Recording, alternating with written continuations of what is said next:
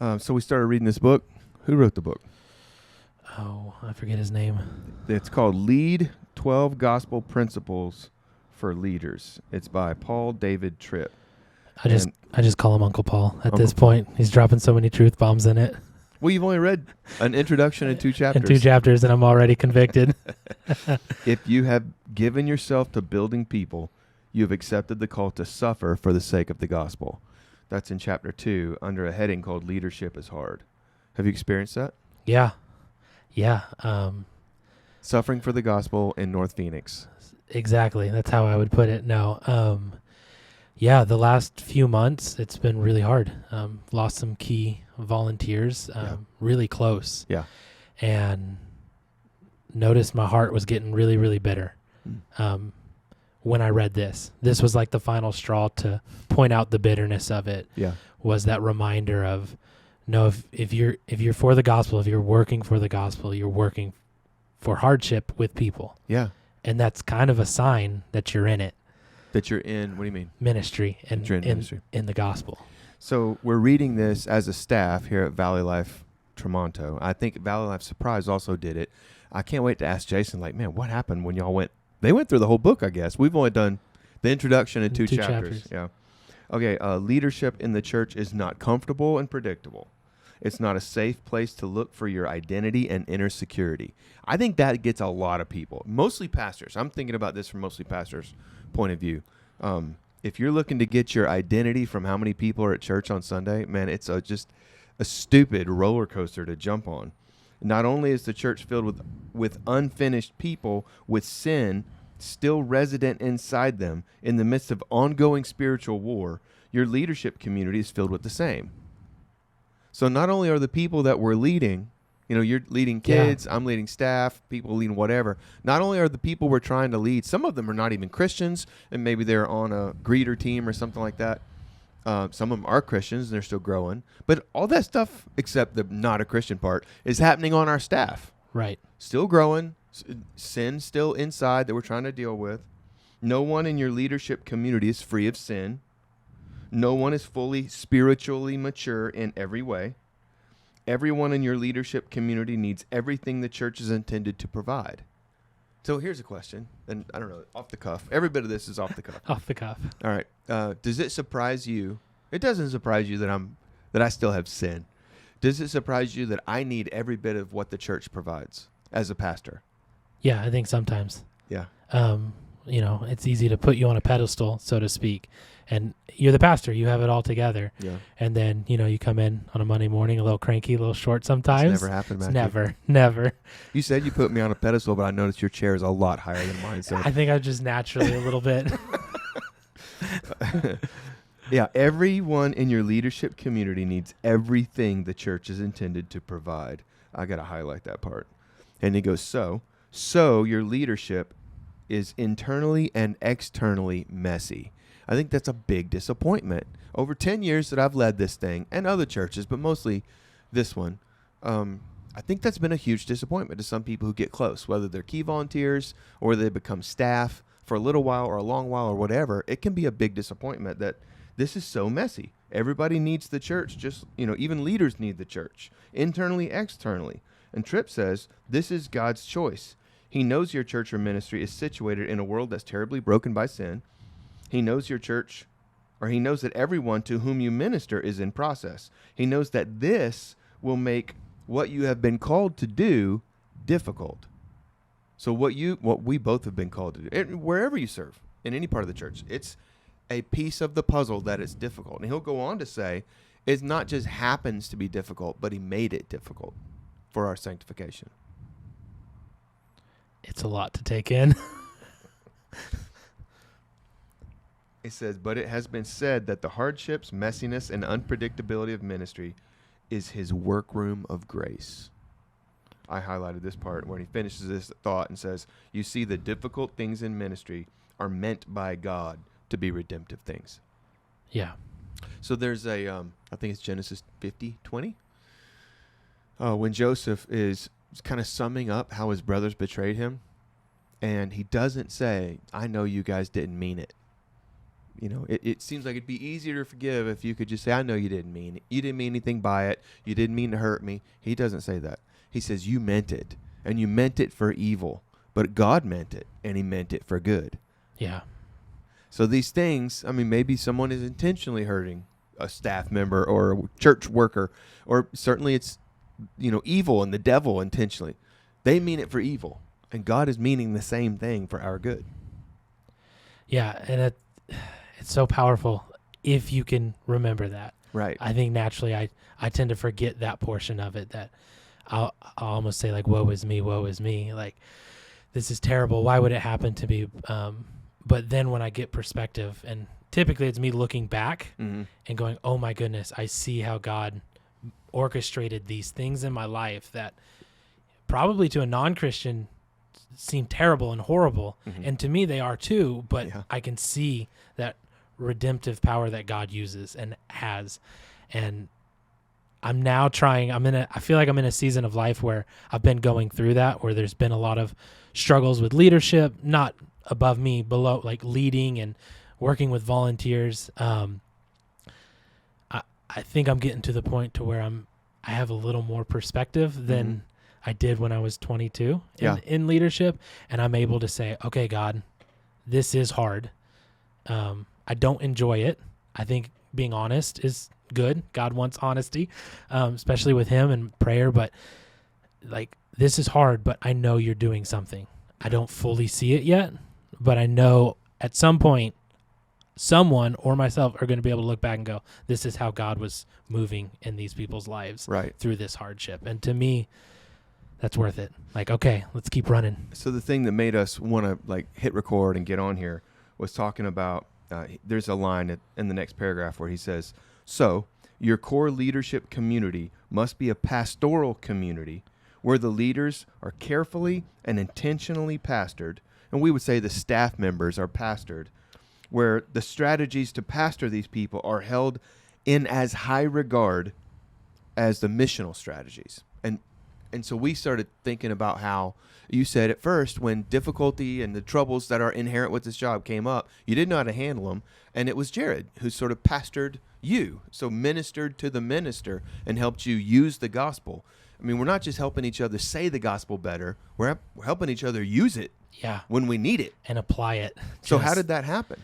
And it's this. He says, intentional, careful application of the gospel to a minister. How did that happen for you? Yeah. So over the course of the last 7 months, Jared has been like my direct report, and I would say when he took me on, I wasn't emotionally healthy. Really, anything could trigger me. And I would get really, really down. The woe is me. Yeah. I'm terrible at my job. I'm not succeeding. All of this. And no one's saying that. No one's saying that. It's my natural lie that I believe. Like, that's when I'm unhealthy, when I'm not in the word, when my prayer time isn't as good as it should be, that's where my heart goes. But think about it. I don't think you would say, if you think carefully about it, I don't think you would say, oh, the reason I was doing that sometimes was I wasn't praying enough or I wasn't in my Bible. I think you would say, like Jared helped you, use the gospel. Right. Because you could be in prayer and still feel like, oh, I'm not doing it right, and read the Bible and still feel condemned if you're not using the gospel, which sounds like a catch-all phrase, but if you're not applying God's grace to your life. Yeah, exactly. And so we had weekly meetings, and I had thought that those meetings I was going to walk in, I was going to present what I was doing, what I had accomplished in the last week, and how I was moving the mission forward. Right. And I was quickly shut down. And it wasn't that. It was, Matt, how are you?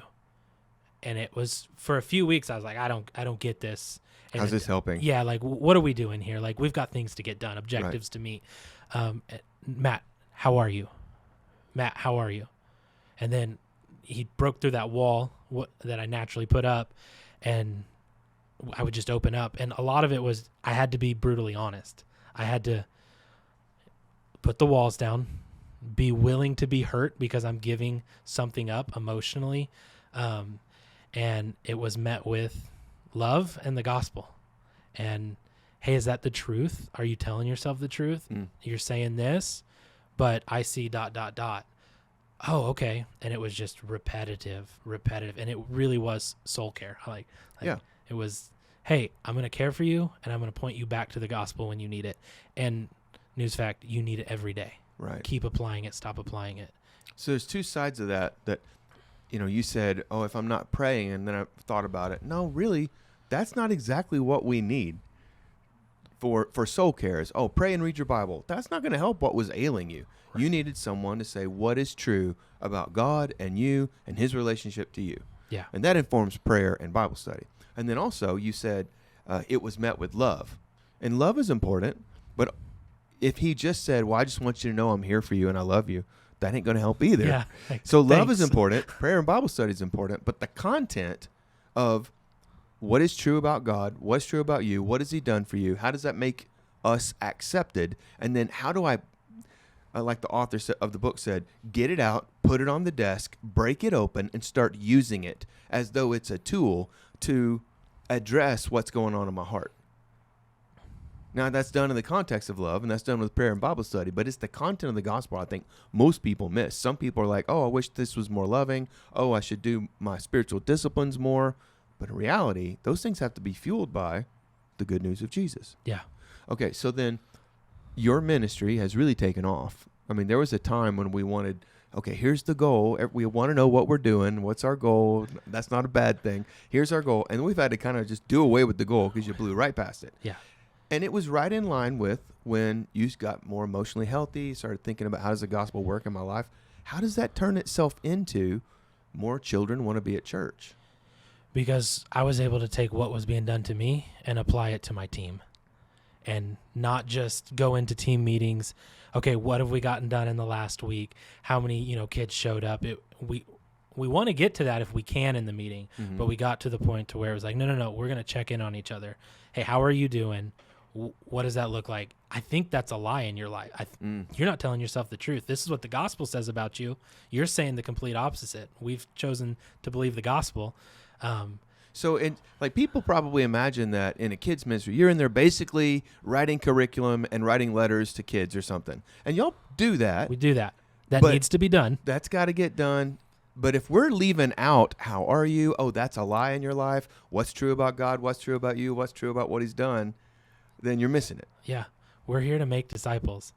And it's easy to think like, hey, the kids are the disciples that we're going after. And they are. But I'm also going after the volunteers. And it changes everything. It changes everything. If you can get that person to see that they're the disciple, that they're being changed, that the gospel is for them, and that they do need to apply it every day in their life, man, they'll turn around and do it to their friend. Yeah. At the gym, at school, at track practice, at soccer practice. Like, it just starts to multiply. So this, we record this stuff only for Valley Life, Right. So for Valley Life people who wonder, is that happening in the different ministries? Is that just kids ministry? Or do you think that that's going on in all the rooms of this church during the week? Oh, it's definitely going on. There's so much care, soul care Yeah. going on, so much gospel being applied. It does feel like that, like when we show up on a Tuesday and like, what are we going to do today? We've got goals to meet. It seems like I'll start working and then I'll go into a conversation about struggles with people, and then we'll break open the Bible or talk about what is true. Yeah. What is true. It's happening throughout the church. Valley Life Church is known, at least in my circle of pastor friends, like, oh, I bet you guys work really hard. You talk a lot about goals and what you want to do and churches you want to plant and stuff. And I sometimes wonder, like, you guys have no idea. Mostly what we're doing is trying hard to apply the gospel in our lives. Yeah. Because without that, any idea of a goal would be too much pressure for anybody. If you're not rooting yourself in God's love for me, makes it so that, like Paul said, I want the gospel to spread all over the world, but I've learned the secret of being content. So we want both sides of that. We want to become essential to this community.